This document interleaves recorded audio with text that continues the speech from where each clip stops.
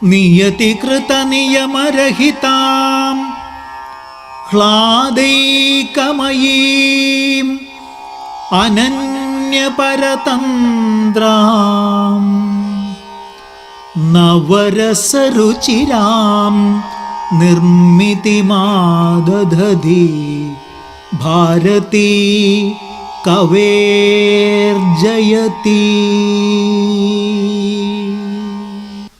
എല്ലാവർക്കും നമസ്കാരം.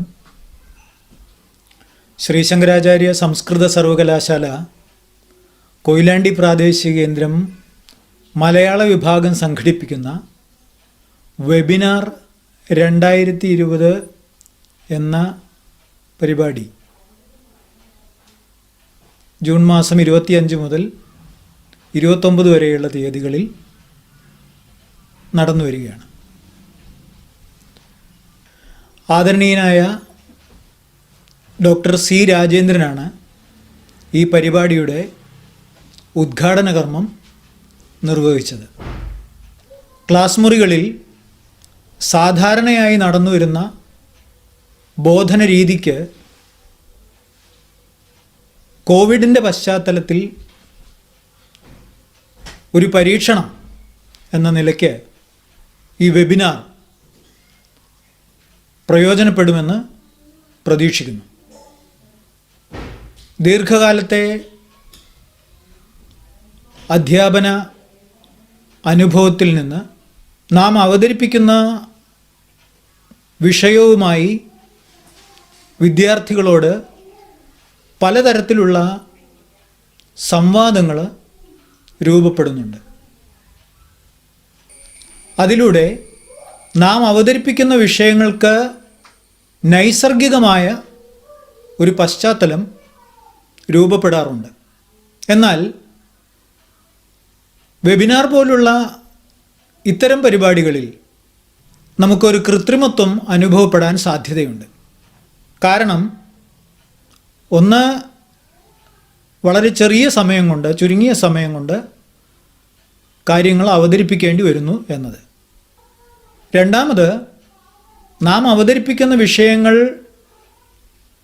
നമ്മുടെ മുമ്പിലിരിക്കുന്ന പഠിതാക്കളുമായി സംവദിക്കുമ്പോഴുണ്ടാകുന്ന അനർഗളതയ്ക്ക് തടസ്സം വരുന്നു എന്നത്. ഇത്തരം പ്രയാസങ്ങളെ മറികടന്നുകൊണ്ട് ശ്രോതാക്കളും സഹൃദയരും ഈ പരിപാടിയെ സ്വീകരിക്കുമെന്ന് പ്രതീക്ഷിക്കുന്നു. ഞാനിവിടെ അവതരിപ്പിക്കാൻ പോകുന്നത് കവി, കാവ്യം എന്ന വിഷയമാണ്. ഒരു നിർവചനത്തിൻ്റെ മതിൽക്കെട്ടിൽ കവി ഒതുങ്ങുകയില്ല. എല്ലാവരുടെയും അഭിരുചി ഒന്നുപോലല്ലോ. അഭിരുചി പ്രതിജന ഭിന്നമാണ്. സൗന്ദര്യബോധം പ്രതിജന ഭിന്നമാണ്. ജീവിത ദർശനത്തിൽ നിന്നാണ് ഇത്തരത്തിലുള്ള അഭിരുചി അഥവാ സൗന്ദര്യബോധം രൂപപ്പെടുന്നത്. ജീവിത വീക്ഷണം മാറുന്നതിനനുസരിച്ച് അഭിരുചിയും മാറിക്കൊണ്ടിരിക്കും. അതുകൊണ്ട് തന്നെ കവിയെക്കുറിച്ചുള്ള നിർവചനങ്ങളും നിരീക്ഷണങ്ങളും നിരന്തരം ഉണ്ടായിക്കൊണ്ടിരിക്കും. ഓരോരുത്തരുടെയും പ്രപഞ്ചവീക്ഷണവും പ്രത്യയശാസ്ത്രവും ചേർന്ന് രൂപപ്പെടുന്ന സൗന്ദര്യ ബോധത്തിനനുസരിച്ച് കവിയെക്കുറിച്ചുള്ള സങ്കല്പങ്ങളും ഭിന്നമായിരിക്കും. അതുകൊണ്ട് കവി ആര് എന്ന ചോദ്യത്തിന് ഒറ്റ ഉത്തരം ഇല്ല. പലരാൽ പല കാലഘട്ടങ്ങളിൽ രൂപപ്പെടുത്തിയെടുത്ത നിർവചനങ്ങളിലൂടെ നമുക്കൊന്ന് സഞ്ചരിച്ചു നോക്കാം. അതിനുള്ള ശ്രമമാണ് ഇവിടെ നടത്തുന്നത്. ഭാഷ എന്ന മാധ്യമം ഉപയോഗിച്ച് നടത്തുന്ന സർഗാത്മക രചനയ്ക്ക് സാഹിത്യമെന്ന് പറയുന്നു. എല്ലാ സാഹിത്യകാരന്മാരും കവികളല്ല.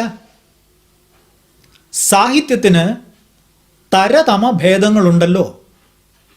ഗദ്യം, പദ്യം, മിശ്രം, ഇങ്ങനെ, അഥവാ ദൃശ്യം, ശ്രവ്യം എന്ന് മറ്റൊരു തരത്തിൽ.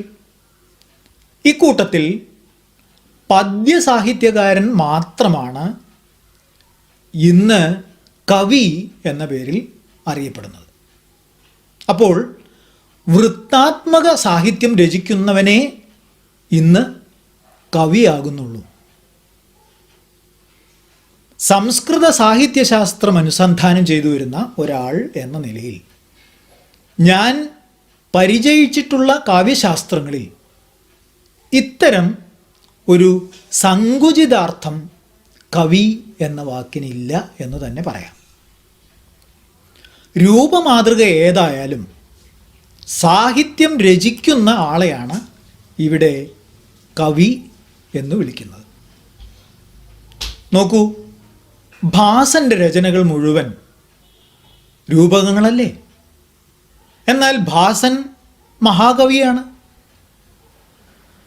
കാദംബരിയും ഹർഷചരിതവും മധുരോദാരമായ ഗദ്യകൃതികളാണ്. അവ എഴുതിയ ബാണഭട്ടൻ മഹാകവിയാണ്. കാളിദാസൻ മഹാകാവ്യങ്ങൾ മാത്രമല്ല നാടകങ്ങളും എഴുതി. അദ്ദേഹവും നമുക്ക് മഹാകവിയാണ്. അങ്ങനെ നോക്കുമ്പോൾ ഭാരതീയ കാവ്യശാസ്ത്രം എന്ന പേരിൽ അറിയപ്പെടുന്ന സംസ്കൃത കാവ്യശാസ്ത്രത്തിൽ കവി എന്നാൽ സാഹിത്യകാരൻ എന്നാണ് വിവക്ഷ. അപ്പോൾ സാഹിത്യകാരൻ എന്ന വിപുലമായ ഒരർത്ഥത്തിലാണ് കവി എന്ന പദം പ്രചാരത്തിലിരുന്നതെന്ന് നമുക്ക് സ്വീകരിക്കാം. അതായത് കാവ്യശാസ്ത്രത്തിൽ കവി സാഹിത്യകാരനാണ്. അപ്പോൾ മറ്റൊരു കാര്യം നാം അറിഞ്ഞിരിക്കേണ്ടതുണ്ട് കേട്ടോ. സാഹിത്യം എന്ന പദം AD 8-ാം നൂറ്റാണ്ടിലാണ് പ്രയോഗിച്ചു തുടങ്ങുന്നത്. ശ്രീമാൻ PV കാനിയുടെ ഹിസ്റ്ററി ഓഫ് സാൻസ്ക്രിറ്റ് പോയറ്റിക്സ് എന്ന കൃതി ഇത് സ്ഥാപിക്കുന്നതായി കാണാം. അവിടെ ഇപ്രകാരം പറയുന്നു: Therefore, the use of the word Sahitya arose probably after the 7th or 8th century AD. പിന്നെയും നൂറ്റാണ്ടുകൾ കഴിഞ്ഞിരിക്കും. എനിക്ക് തോന്നുന്നത് ഒരു 2 നൂറ്റാണ്ടുകൾക്ക് ശേഷമാണ് സാഹിത്യം എന്ന പദത്തിന് സാർവത്രികമായ പ്രചാരം ഉണ്ടാകാൻ തുടങ്ങിയത്. സാഹിത്യത്തിനു പകരം കവിതയും കവിത്വവും കാവ്യവുമായിരുന്നു പ്രചാരത്തിലുണ്ടായിരുന്നത്. കവിതയും കവിത്വവും കാവ്യവും രചിക്കുന്നവർ കവികളായി. സാഹിത്യം എന്ന പദം പ്രചാരം നേടാത്തതുകൊണ്ട് തന്നെ ഭാരതീയ കാവ്യശാസ്ത്രങ്ങളിൽ സാഹിത്യകാരനും ഇല്ലാതെ പോയി. അപ്പോൾ കവി എന്നാൽ സാഹിത്യകാരൻ എന്ന വിപുലമായ അർത്ഥം കാവ്യശാസ്ത്രത്തിൽ സ്വീകരിക്കപ്പെട്ടു എന്നർത്ഥം. അതുകൊണ്ട് തന്നെ കാവ്യശാസ്ത്രത്തിൽ കവി സാഹിത്യകാരനാണ്. ഇനി നമുക്ക് വളരെ പിറകോട്ട് പോയാൽ, അതായത് ഋഗ്വേദത്തിലെ 1-ാം മണ്ഡലത്തിൽ 1-ാം അനുവാകത്തിൽ കവി ശബ്ദം പ്രയോഗിച്ചതായി കാണാം. നമുക്ക് വള്ളത്തോളിൻ്റെ തർജ്ജിമ സ്വീകരിച്ചാൽ അതിപ്രകാരമാണ്: അഗ്നി ഹോതാവതിതരാം ചിത്രകീർത്തി കവിക്രതു എന്നാണ്. ഇവിടെ സാഹിത്യകാരൻ എന്നോ വൃത്താത്മക സാഹിത്യം രചിക്കുന്ന ആളെന്നോ കവിശബ്ദത്തിന് അർത്ഥമില്ല. ഋഗ്വേദത്തിൽ വേദമന്ത്രഗായകൻ, സൂര്യൻ, അഗ്നി, സോമൻ, ഇങ്ങനെ വിവിധ അർത്ഥങ്ങളിൽ കവിശബ്ദം പ്രയോഗിച്ചിട്ടുള്ളതായും നമുക്ക് കാണാം. പറഞ്ഞു വന്നത്, പണ്ഡിത മതമനുസരിച്ച് കവിശബ്ദം ആദ്യമായി പ്രയോഗിച്ച് കാണുന്നത് ഋഗ്വേദത്തിലെ 1-ാം മണ്ഡലത്തിൽ 1-ാം അനുവാകത്തിലാണ് എന്നാണ്. ഇത് സ്വീകരിച്ചാൽ കവിശബ്ദത്തിൻ്റെ പുരാതനത്വം നമുക്ക് ബോധ്യപ്പെടും. അപ്പോൾ വേദങ്ങളിൽ കവിശബ്ദം പ്രയോഗിച്ചിരിക്കുന്നു, വിവിധാർത്ഥങ്ങളിൽ കവിശബ്ദം പ്രയോഗിച്ചിരിക്കുന്നു. തുടർന്ന് ഉപനിഷത്തുക്കൾ, പുരാണങ്ങൾ, മഹാഭാരതം, അതുപോലെ വിവിധ കോശഗ്രന്ഥങ്ങൾ, ഇവിടങ്ങളിലൊക്കെ വിവിധ അർത്ഥത്തിലാണ് കവിശബ്ദം പ്രയോഗിച്ച് കാണുന്നത്. അവിടങ്ങളിലൊന്നും സാഹിത്യകാരൻ എന്ന അർത്ഥം കവിപദത്തിന് ഇല്ല. ഇനി നമുക്ക് നോക്കേണ്ടത് ധാത്തു അർത്ഥം സ്വീകരിച്ചാൽ കവിശബ്ദത്തിന് എന്തായിരിക്കും അർത്ഥമെന്ന് നോക്കാം. ധാത്വർത്ഥമനുസരിച്ച് വർണ്ണിക്കുന്നവൻ എന്നാണ് കവിപദത്തിന് അർത്ഥം. വർണ്ണിക്കുന്നവൻ കവി. അത് കവു എന്നൊരു ധാതുവുണ്ട്. വർണ്ണിക്കുക എന്നാണ് അതിനർത്ഥം. കവതേ വർണ്ണയതി ഇതി കവി എന്ന് നമുക്ക് അർത്ഥം കിട്ടും. ഇത് രാജശേഖരൻ്റെ കാവ്യമീമാംസ എന്ന ഗ്രന്ഥത്തിൽ നിഷ്പാദിപ്പിച്ചതായി നമുക്ക് കാണാം. ധാത്വർത്ഥത്തിൽ നിന്ന് കവിശബ്ദം നിഷ്പാദിപ്പിച്ചതായി നമുക്ക് കാണാം. കേട്ടു നോക്കൂ. കവിശബ്ദശ്ച കവു വർണ്ണേ ഇത്യസ്യ ധാതോ കാവ്യകർമ്മണോ രൂപം എന്നാണ്. രാജശേഖരൻ്റെ കാവ്യമീമാംസയിൽ കവതേ വർണ്ണയതി ഇതി കവി എന്നല്ലേ അർത്ഥം കിട്ടുക. അപ്പോൾ വർണ്ണിക്കുന്നവൻ കവി എന്നർത്ഥം കിട്ടും. പക്ഷേ വ്യാകരണ പണ്ഡിതർ ഇത് അംഗീകരിക്കില്ല കേട്ടോ. അവർക്ക് കുങ് എന്നൊരു ധാതുവുണ്ട്. കുങ് ധാതു. അതിന് ശബ്ദിക്കുക എന്നാണ് അർത്ഥം. കുങ് ധാതുവിന് ശബ്ദിക്കുക എന്നാണ് അർത്ഥം. അപ്പോൾ ശബ്ദിക്കുന്നവൻ കവി അല്ലേ? ശബ്ദിക്കുന്നവൻ കവി എന്നർത്ഥം കിട്ടുമല്ലോ. അപ്പോൾ കുങ് ധാതുവിൽ നിന്ന് കവി എന്ന രൂപം ഉണ്ടാവും.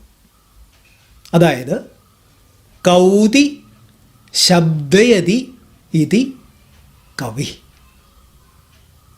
അപ്പോൾ ശബ്ദിക്കുന്നവൻ കവി. കവിയോട് കർമാർത്ഥത്തിൽ ഷഞ്ഞ് എന്നൊരു പ്രത്യയം ചേർത്താൽ കിട്ടുന്ന രൂപമാണ് കാവ്യം. ഇങ്ങനെയാണ് കാവ്യശബ്ദം വ്യാകരണമനുസരിച്ച് നിഷ്പാദിപ്പിച്ചിരിക്കുന്നത്. അപ്പോൾ എന്താണ് കവിശബ്ദത്തിൻ്റെ അർത്ഥം? കവേ കർമ്മ കാവ്യം. കവേ കർമ്മ കാവ്യം. അങ്ങനെ സാഹിത്യശാസ്ത്രം കവിയുടെ കർമ്മത്തിൽ ശ്രദ്ധ കേന്ദ്രീകരിച്ചു എന്നർത്ഥം. അപ്പോൾ സാഹിത്യകാരൻ കാവ്യശാസ്ത്രത്തിൻ്റെ ദൃഷ്ടിയിൽ അപ്രധാനനായി. സാഹിത്യകാരനില്ല. കാവ്യം അഥവാ സാഹിത്യമായി കാവ്യശാസ്ത്രത്തിൻ്റെ ചർച്ചാ വിഷയം. സംസ്കൃതത്തിലെ കാവ്യശാസ്ത്രങ്ങൾ എടുത്തു നോക്കിക്കഴിഞ്ഞാൽ കാവ്യപ്രയോജനം, കാവ്യകാരണം, കാവ്യലക്ഷണം, കാവ്യവിഭജനം, ഇങ്ങനെ ഒട്ടേറെ സൂക്ഷ്മാംശങ്ങളിലേക്ക് കാവ്യശാസ്ത്രകാരന്മാർ അന്വേഷണം നടത്തുന്നതായി നമുക്ക് കാണാം. കാവ്യപ്രയോജനമുണ്ട്, കാവ്യകാരണമുണ്ട്, കാവ്യലക്ഷണമുണ്ട്, കാവ്യവിഭജനമുണ്ട്. കാവ്യശാസ്ത്രകാരന്മാർ കവിയുടെ കർമ്മം കാവ്യം എന്ന അർത്ഥത്തിലൂന്നി കവേഹി കർമ്മ കാവ്യം എന്ന അർത്ഥത്തിൽ നിന്ന് കാവ്യത്തിൻ്റെ വിവിധ വശങ്ങളിലേക്ക് ഉള്ള സൂക്ഷ്മമായ അന്വേഷണങ്ങൾ നടത്താൻ ആരംഭിച്ചു. ഇനി ഭട്ടതൗദൻ എന്നൊരു ആചാര്യനെ പരിചയപ്പെടുത്തി നമുക്ക് ഈ വിഷയം ഉപസംഹരിക്കേണ്ടതുണ്ട്. ഞാൻ ഈ പറഞ്ഞ കാവ്യപ്രയോജനം, കാവ്യകാരണം, കാവ്യലക്ഷണം തുടങ്ങിയ വിഷയങ്ങളൊക്കെ വിശദമായി മറ്റൊരു തരത്തിൽ പ്രതിപാദിക്കേണ്ടതാണ്. അതുകൊണ്ട് അത്തരം കാര്യങ്ങളിലേക്ക് കടക്കുന്നില്ല. നമുക്കിനി ഭട്ടതൗദൻ എന്നൊരു ആചാര്യനെ പരിചയപ്പെടാം. അഭിനവ് ഗുപ്തൻ്റെ നാട്യശാസ്ത്ര ഗുരുവായിരുന്നു ഭട്ടതൗദൻ. അദ്ദേഹത്തിൻ്റെ കാവ്യകൗതുകം എന്നൊരു കൃതി ഉണ്ട്. ആ കൃതി നഷ്ടപ്പെട്ടുപോയി. എന്നാൽ ആ കൃതിയിലെ വളരെ പ്രധാനപ്പെട്ട പരാമർശങ്ങൾ പ്രത്യേകിച്ചും അഭിനവ് ഭാരതിയിലും ലോചനത്തിലും ഉദാഹരണങ്ങളായി സ്വീകരിച്ചിട്ടുണ്ട്. കാവ്യകൗതുകത്തിൽ കവി ഋഷിയായിരിക്കണം എന്ന് നിരീക്ഷിക്കുന്നു. കവി ഋഷിയായിരിക്കണം. ഇതൊക്കെ വിസ്തരിച്ച് പറയേണ്ട കാര്യങ്ങളാണ്. ആദികവിയായ വാൽമീകി മുതൽ വ്യാസൻ മുതൽ ഉള്ള കവികളിൽ പ്രധാനപ്പെട്ടവരെല്ലാവരും തന്നെ, പ്രമുഖരായ എല്ലാവരും തന്നെ ഋഷിതുല്യരായിരുന്നു. കാവ്യശാസ്ത്രകാരന്മാർ, ഇപ്പോൾ ഭരതമുനിയൊക്കെ ഋഷിയായിരുന്നു. ഋഷി ശബ്ദത്തിനൊക്കെ പലതരത്തിലുള്ള അർത്ഥങ്ങൾ, പല അർത്ഥങ്ങളുണ്ട്. അതൊന്നും വിശദീകരിക്കാൻ നമുക്കിവിടെ സമയമില്ലാത്തതുകൊണ്ട് നമുക്ക് ഇത് ഉപസംഹരിക്കാം. ഭട്ടതൗദൻ കവി ഋഷിയായിരിക്കണം എന്ന് നിരീക്ഷിക്കുന്നു. അനന്തവിസ്തൃതമായ ജീവിത ദർശനം ആവിഷ്കരിക്കാൻ കഴിയുന്നവനാണത്രേ കവി. കുറച്ച് വലിയൊരു കാരികയായതുകൊണ്ട് നമുക്കതിവിടെ പറയുന്നില്ല. നാനൃഷി കവിരിത്യുക്തം എന്ന് തുടങ്ങുന്ന ഒരു ലക്ഷണകാരികയുണ്ട്. ആ ലക്ഷണകാരികയിൽ അദ്ദേഹം ആദികവിയായ വാൽമീകിയുടെ പേരെടുത്ത് അനുസ്മരിച്ചിട്ടുണ്ട്. വിശദാംശങ്ങൾ സംഗ്രഹിച്ചാൽ അഗാധമായ ജീവിതാവബോധവും അഴകുറ്റ അവതരണ ഭംഗിയും അനുരഞ്ജിക്കുന്നതാണ് സാഹിത്യം, കാവ്യം. വാൽമീകിയും വ്യാസനും കാളിദാസനും അങ്ങനെ നീണ്ട കവിപരമ്പര ഉണ്ടായി. എന്തെങ്കിലും എഴുതി കൂട്ടാനായിരുന്നില്ല അവർക്ക് താല്പര്യം. എന്തെഴുതണമെന്നും എന്തിനെഴുതണമെന്നും എങ്ങനെ എഴുതണമെന്നും അറിയാൻ അവർ ജീവിതം വിനിയോഗിച്ചു. ആത്മാവിൽ പ്രപഞ്ചാവബോധം ആവാഹിച്ച് നിറയ്ക്കാനായിരുന്നു അവരുടെ ശ്രമം. അനന്തവിസ്തൃതമായ ഒരു പ്രപഞ്ചമാണ് സാഹിത്യം. അതിൻ്റെ സ്രഷ്ടാവാണ് കവി. കവിയുടെ അഭിരുചിക്കൊത്ത് ഈ പ്രപഞ്ചം രൂപാന്തരപ്പെടുന്നു. ആനന്ദവർദ്ധനൻ്റെ ധ്വന്യലോകത്തിലെ 3-ാം ഉദ്യോഗത്തിൽ പ്രതിപാദിക്കുന്ന ഈ ആശയം അപാരേ കാവ്യസംസാരേ കവിരേവ പ്രജാപതി, അപാരേ കാവ്യസംസാരേ കവിരേവ പ്രജാപതി, യഥാസ്മൈ രോചത്തെ വിശ്വം തഥേദം പരിവർത്തതേ, ശൃംഗാരി ചേത് കവി കാവ്യേ ജാതം രസമയം ജഗത് സയേവ വീതരാഗച്ചേത് നീരസം സർവമേവ തത്. ഭാവാൻ അചേതനാനപി ചേതനവത് ചേതനാൻ അചേതനവത് വ്യവഹാരേതി യഥേഷ്ടം സുകവി കാവ്യേ സ്വതന്ത്രതയാ.